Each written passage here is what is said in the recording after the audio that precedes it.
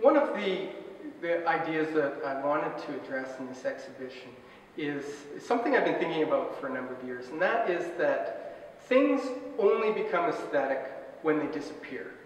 I'll often tell people that, and they'll go, well, what do you mean? And I said, one of the examples I use is, when did the sound of a needle scratching across a piece of vinyl become a sound that was used in music?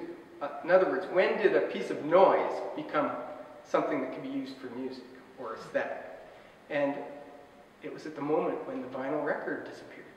I mean, of course, it hasn't completely disappeared, but it's now reappeared in this form of an after-presence, this trace of what used to be the vinyl LP, which is the sound of a needle scratching across it, which is unmistakable. Same thing happened with, about the same time that we got 60, 100, 200 channels on cable.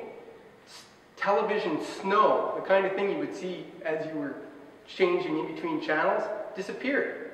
We no longer had to look at snow, but all of a sudden it shows up in music videos and other forms as a kind of an aesthetic effect.